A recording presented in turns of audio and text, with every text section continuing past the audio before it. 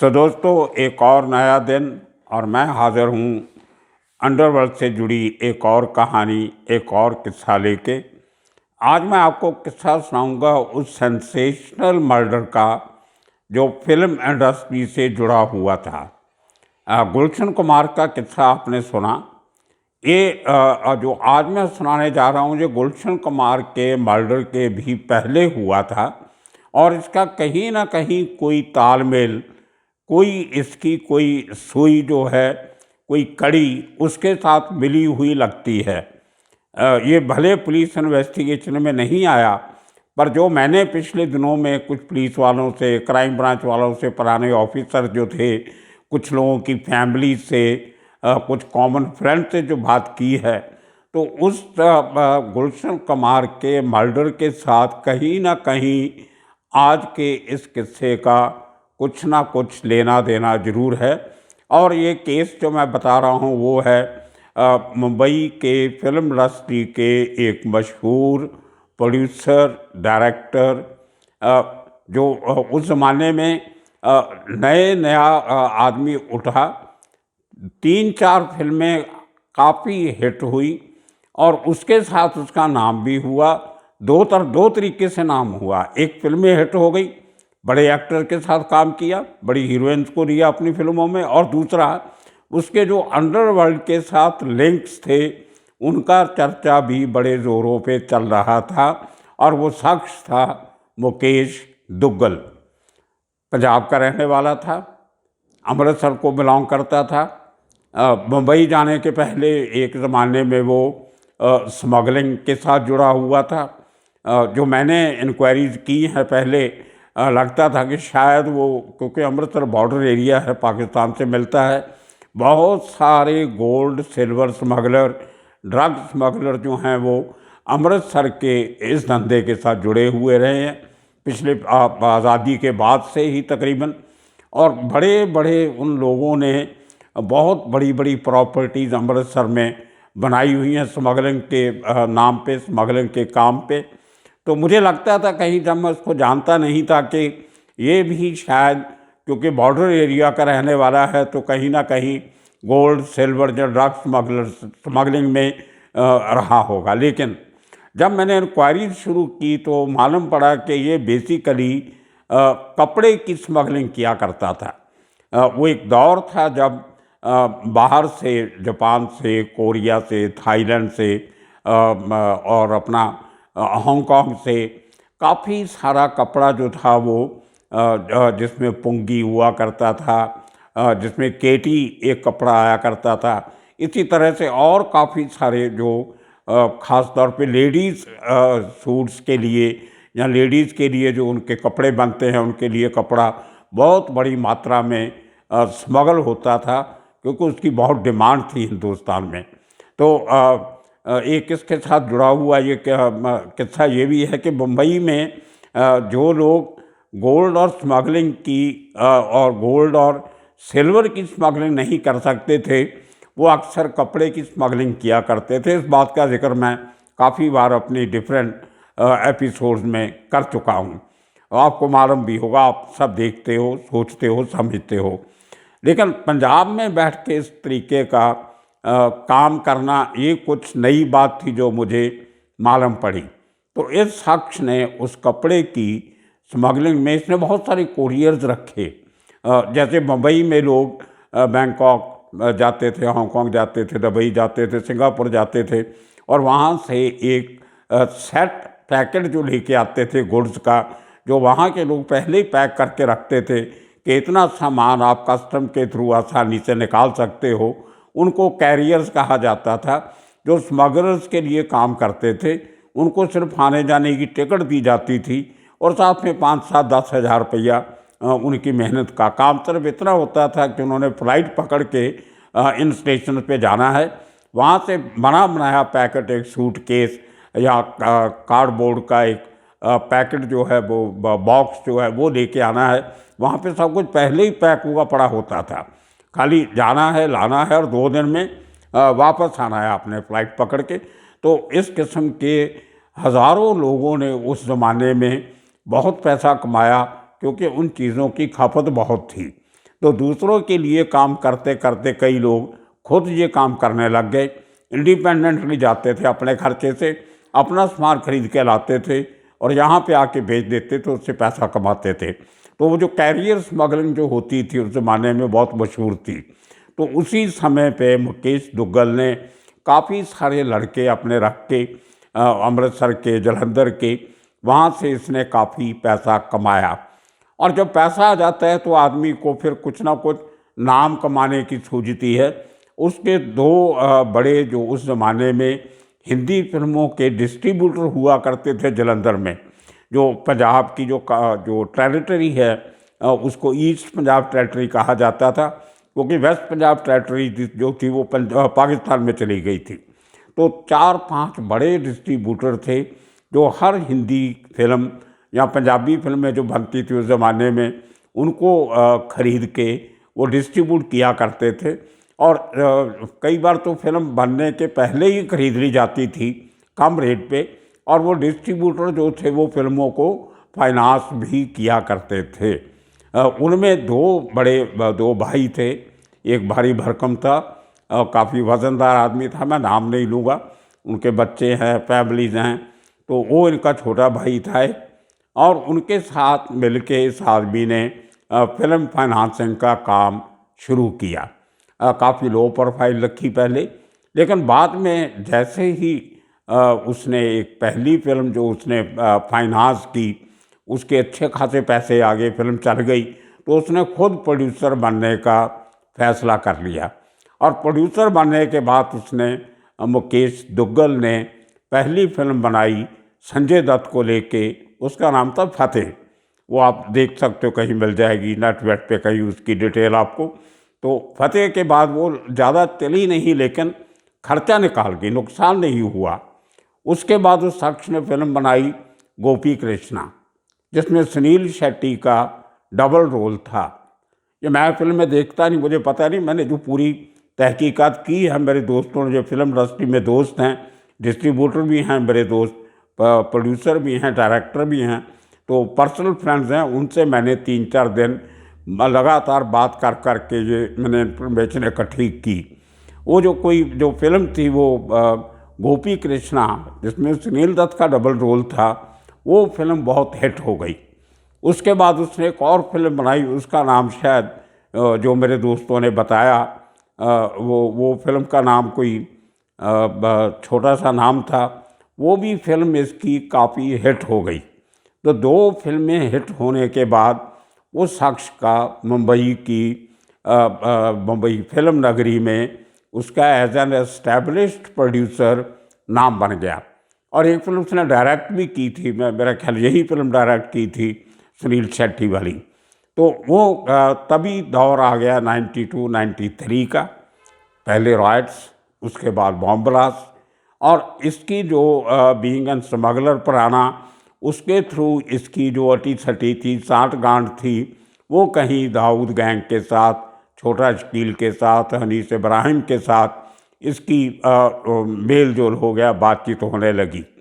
लेकिन 94 के बाद जब छोटा राजन अलग हुआ और दाऊद गैंग जो था वो पाकिस्तान से, दुबई से बेस शिफ्ट करके कराची चला गया, तो कहीं ना कहीं इस आदमी ने सोचा, मुकेश दुग्गल ने, कि अब शायद ज़माना बदल गया है, कुछ दौर बदल गया है, दाऊद गैंग का होल्ड शायद कम होगा या ख़त्म हो जाएगा। तो इसने अपनी वफादारी, अपनी एलर्जीज जो थी वो शिफ्ट करके छोटा राजन के साथ मिल गया। और छोटा राजन उस ज़माने में अपने आप को देशभक्त डॉन कहने लग गया था। कुछ ऐसी फीलिंग आ गई थी, एंटी मुस्लिम, प्रो हिंदू, इस किस्म की कुछ बातें जो धर्म के नाम पे नहीं होनी चाहिए। क्राइम के साथ धर्म का कोई लेना देना नहीं होना चाहिए, लेकिन जो बिज़नेस वाले लोग हैं वो ना तो धर्म की सोचते हैं ना कर्म की सोचते हैं, उनको तो पैसा चाहिए होता है। तो पैसे के लिए आज किसी के सके कल किसी के दुश्मन, ये इनका पैसे के लिए सब करते हैं। तो उसी चक्कर में मुकेश दुग्गल भी आके दाऊद का साथ छोड़ के वो छोटा राजन के साथ मिल गया। तो उसमें उसके साथ फिल्म को नाम शायद साथी था, मुझे याद आ रहा है अभी, साथी फिल्म बनाई, बहुत हिट हुई थी। वो फिल्म उसकी, तो जो इसने खुद डायरेक्ट भी की थी। खैर, तो बात फिल्मों की इतनी नहीं है जितने इस आदमी के अपने करैक्टर की और किरदार की है। तो फिल्म इंडस्ट्री में इस आदमी ने ये बात मशहूर हो गई कि ये अंडरवर्ल्ड से जुड़ा हुआ आदमी है। तो इसका ऑफिस हुआ करता था मुंबई में, एक 7 बंगला एरिया है वर्सोवा में, उसके पहले 4 बंगलोज है, उसके बाद 7 बंगलोज का एरिया। जैसे ही हम जो 4 बंगलोज से ज़्यादा हम लोग मेन रोड से, जो डीएन रोड से होके जाता है एरिया, वो अब तो मोनो रेल बन गई वहाँ पे, पूरा जो अपनी रेल, मेट्रो रेल बन गई। तो उसकी रोड पे जाके कॉर्नर पे जहाँ पे 7 बंगलोज का सर्कल है, जहाँ से 7 बंगले थे वहाँ पे एक ज़माने में, तो उसके नाम से 7 बंगलोज उस एरिया का नाम पड़ गया। मशहूर एक्टर हुआ करते थे प्रेमनाथ, उनका बंगला भी वहाँ था। खैर, तो 7 बंगले के सर्कल पे एंटर करने के पहले राइट साइड में एक ग्राउंड प्लस 2 या 3 स्टोरीज की एक छोटी सी सोसाइटी थी, 6-7 बिल्डिंग्स की, जिसका नाम था समीर सोसाइटी।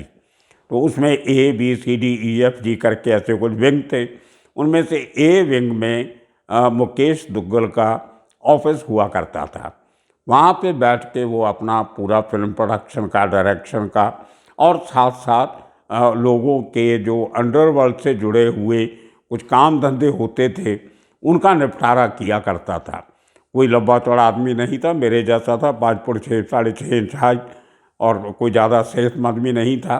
बड़ी तलवार कट मूछें रखा करता था और चालाक बहुत था। बोलचाल में ऐसे पोज करता था, जहाँ उसने लहजा ऐसा बना लिया था कि उससे बड़ा आदमी शायद दुनिया में और कोई नहीं है, जिसके इतने बड़े लिंक हों पुलिस में, पॉलिटिशियन से, अंडरवर्ल्ड से। तो सब लोगों से वो बना के रखा करता था, वो लोगों के काम भी करवाता था। तो ये करते करते 97 तक उस आदमी का काफ़ी नाम हो गया। और उसने उसकी एक फिल्म में मोनिका बेदी ने भी काम किया था, उसकी एक फिल्म में चंकी पांडे ने भी शायद काम किया था, किसी ने इस किस्म के हीरो वगैरह। तो एक में किसी में मनीषा कोइराला ने भी काम किया था। और मनीषा कोइराला का जिक्र इसलिए आया कि जब अबू सलेम को पकड़ा गया, तो अबू सलेम ने अपनी स्टेटमेंट में पुलिस को कहा था कि दुग्गल को मरवाने में मनीषा कोइराला का हाथ है। देखिए, एक गैंगस्टर जिसके गैंग ने ही मुकेश दुग्गल को मारा था, उसको कहीं लगता था, क्योंकि तब तक उसकी दाऊद गैंग से अलग हो गया था, इंडिपेंडेंटली काम करने लग गया था, तो वो कहीं ना कहीं दाऊद के लोगों को, छोटा स्केल के लोगों को तकलीफ़ में लाना चाहता था। तो उसने अपनी स्टेटमेंट में ये बोल दिया अबू सलेम ने कि मुकेश दुग्गल को मरवाने में मनीषा कोइराला ने सुपारी दी थी डी गैंग को। मनीषा कोइराला ने उसकी फिल्म में काम किया था पहले, एक में जो बड़ी हिट हुई थी। तो उसकी कहीं पैसे से कोई लेना देना होगा, कोई रॉयल्टी नहीं मिली होगी, कोई पूरी पेमेंट नहीं मिली होगी। फिल्म इंडस्ट्री में ऐसे काम चलते रहते हैं। तो उसका फ़ायदा अबू सलेम उठाना चाहता था अपनी स्टेटमेंट के थ्रू, कि मेरी स्टेटमेंट के बाद अगर छोटा शकील के, अनीस इब्राहिम के कुछ बंदे पकड़े जाते हैं तो शायद मेरा थोड़ा बहुत बदला जो है मैं ले सकूँगा। उसकी काफ़ी इंक्वायरी हुई, काफ़ी बातें हुई, लेकिन अंत में निकला कुछ नहीं। तो इस आदमी ने मुकेश दुग्गल ने एक क्योंकि हिंदी फिल्मों में तभी जब आपका अंडरवर्ल्ड के साथ नाम एक बार जुड़ जाए और जाहिर हो जाए, तो थोड़ा सा लोग पीछे हटने शुरू हो जाते हैं। तो वही बात मुकेश दुग्गल के साथ भी हुई। एक एक करके जो इसके जो पुराने फाइनेंसर थे, जो फिल्में फाइनेंस करते थे, जो डिस्ट्रीब्यूटर पुराने इसके दोस्त थे, उन्होंने थोड़ा सा इससे फासला रखना शुरू किया। रिज़ल्ट ये हुआ कि ये आदमी डेस्परेट हो गया थोड़ा। डेस्परेशन में उसने सोचा कि चलो अभी हिंदी फिल्म का बड़ा बजट मेरे पास नहीं है, तो एक पंजाबी की फिल्म शुरू करते हैं। अब पंजाबी आदमी था, अमृतसर का था, पंजाबी बड़े फिल्म डिस्ट्रीब्यूटर उसके दोस्त थे, तो उनके साथ सलाह करके इसने एक पंजाबी फिल्म का एक तैयारी की बनाने की, जिसकी मीटिंग इसके ऑफिस में हुई। और वो फिल्म का नाम तो मुझे याद नहीं क्या नाम था, लेकिन उसमें उस फिल्म को डायरेक्ट करना था प्रीति सप्रू ने। उस ज़माने में पंजाबी फिल्मों की हिट हीरोइन हुआ करती थी, और काफ़ी फिल्म इंडस्ट्री में उसका नाम भी था।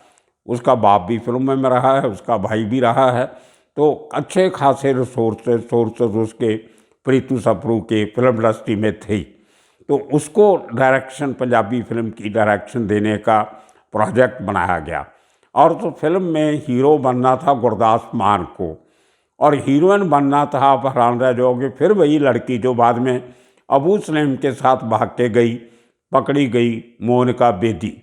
मोनिका बेदी उस फिल्म की हीरोइन थी, और उसमें दो गेस्ट अपीयरेंस होनी थी, एक माधुरी दीक्षित की और दूसरी सुनील शेट्टी की, क्योंकि इसकी एक पहली फिल्म में सुनील शेट्टी काम कर चुका था। इसकी उसके साथ अच्छी खासी दोस्ती हो गई थी, और उसको उसने गेस्ट अपीयरेंस में वो काम करने को मान गया था। उस कहानी की जो सेटिंग हुई और उसको बनाने के लिए जो मीटिंग हुई, वो मुकेश दुग्गल के उसी समीर बिल्डिंग के सोसाइटी के ए विंग के ऑफिस में, वो इसके मरने के 3-4 दिन पहले हुई। वो मीटिंग वहाँ पे हो रही थी, तो मुझे मालूम नहीं था। मैं मुकेश दुग्गल को किसी और काम के सिलसिले में मिलने के लिए उसी दिन पहुँचा। तो मुझे इसके जो बाहर जो रिसेप्शन एरिया था, उसमें इसका जो एक सेक्रेटरी नुमा आदमी बैठा करता था, उसने कहा अंदर कोई फिल्म की सेटिंग चल रही है, तो आपको इंतज़ार करना पड़ेगा। तो मैं तो किसी और कोई खबर निकालने गया था इससे, मुझे क्या मालूम था कि यहाँ बैठे बैठे कोई खबर मिल जाएगी। तो काफ़ी देर मीटिंग चलती रही। आधे पौने घंटे के बाद जब मीटिंग ख़त्म हुई, तो मुझे मुकेश दुग्गल ने अंदर बुलाया। तो अंदर प्रीति सप्रू और कुछ उसके प्रोजेक्ट के कुछ और लोग, रतन औलख, जिन्होंने उस फिल्म की कहानी लिखनी थी।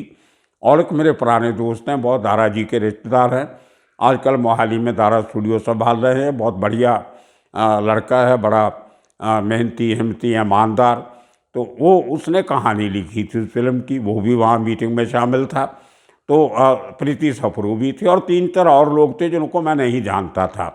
तो इनकी मीटिंग ख़त्म हुई, प्रोजेक्ट फाइनल हो गया, और उसकी शूटिंग जल्दी शुरू करनी थी। और जो उसके जो डिज़ाइन वगैरह पब्लिसिटी के, वो सब बातचीत इनकी सब हो गई।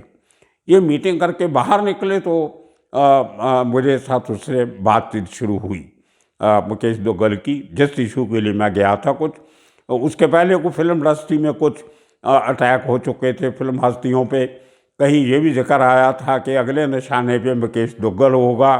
तो मैं उस सिलसिले में अपने अखबार की तरफ से इसके साथ बातचीत करने गया। तो उस मेरे बैठे हुए अचानक एक बहुत बड़ा आदमी, म्यूज़िक इंडस्ट्री का, जिसको म्यूज़िक इंडस्ट्री में एक ज़माने में म्यूज़िक इंडस्ट्री का बादशाह कहा जाता था, वो गुलशन कुमार नहीं था, मैं क्लियर कर देता हूँ, वो और था। मैं नाम इसलिए नहीं लेता हूँ कि उसके बाद में इंक्वायरी जो हुई, जो लंबी चौड़ी हुई थी क्राइम ब्रांच की, उसमें उसकी कोई इन्वॉल्वमेंट नहीं निकली, इसलिए उस शख्स का नाम लेना सही नहीं होगा। तो वो बहुत बड़ा म्यूज़िक बैरन, जो गुलशन कुमार के बराबर की एक कंपनी चलाया करता था म्यूज़िक की, वो आदमी आया और काफ़ी घबराया हुआ था। और अब देखिए, मुझे हैरानी होती है आज भी कि मुकेश दुग्गल जैसा आदमी, जिसको मालूम था कि वो शख्स जो आया है वो क्या बात करने आया होगा, उसने मुझे बिल्कुल नहीं कहा कि आप बाहर जाइए, हमने कुछ कॉन्फिडेंशियल बात करनी है। या उस आदमी को नहीं कहा कि आप थोड़ी रुक जाइए, मैं पहले पत्रकार से बात कर लूँ फिर आपसे बात करूँगा, वो भी नहीं किया उसने। वेरी ब्रेजन, या ओवर कॉन्फिडेंट था, उसको ये लगता था कि मेरा कोई कुछ नहीं बिगाड़ सकता, बहुत से लोग मेरे अंडरवर्ल्ड में मेरे खास हैं।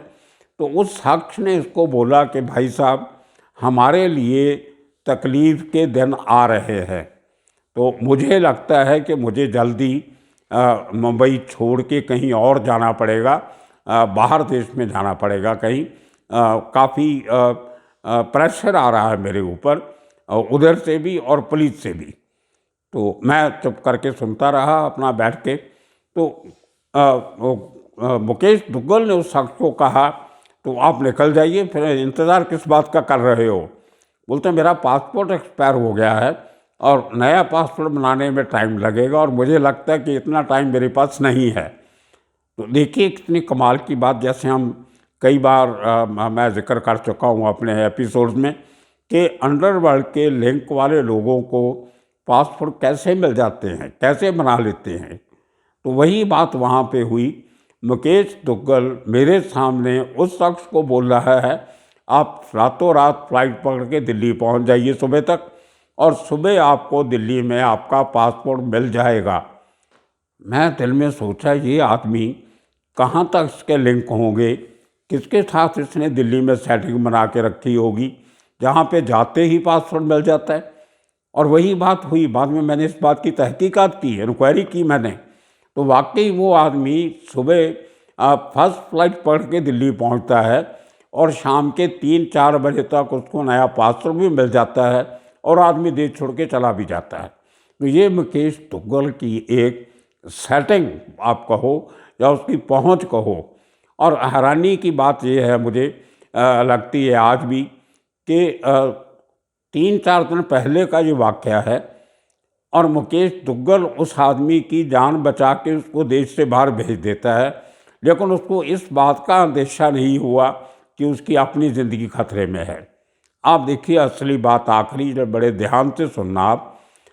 मुकेश दुग्गल के मर्डर के बाद पुलिस का बयान आया कि 3 अज्ञात लोगों ने उसके दफ्तर में घुस के उसकी धाड़ गोलियां चला के उसकी हत्या की। अब मैं बताता हूँ वो 3 शख्स कौन थे। जो पहले की बार मैं बता चुका हूँ कि काम करता कोई और है, नाम किसी और का होता है। इस केस में भी 3 बड़े नाम थे जिनकी स्टोरीज हमने पिछले दिनों में की हैं और आपको मैं बार बार बताता रहा हूँ कि कुछ शातिर शूटर जिनसे बड़े बड़े काम करवाए गए उनकी आइडेंटिटी अंडरवर्ल्ड हमेशा बचा के रखता था। तो इस केस में भी 3 बड़े नाम थे। कालिया सादिक, कालिया मेन शूटर, साथ में उसके मुन्ना झिंगड़ा, वो शख्स जिसने 2000 में छोटा राजन के ऊपर थाईलैंड में जाके बैंकॉक में अटैक किया था, वो मुन्ना झिंगड़ा इस केस में शामिल था।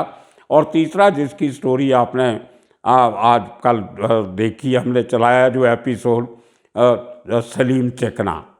ये तीनों लोगों ने, मुन्ना झिंगड़ा, सलीम चिकना और सादिक कालिया, इन तीनों लोगों ने उसके ऑफिस में घुस के 7 मार्च हमारी जो इनकी जो मीटिंग जिसका मैं जिक्र कर रहा हूँ पंजाबी फिल्म के लिए जो हुई थी वो 2003 मार्च को हुई थी।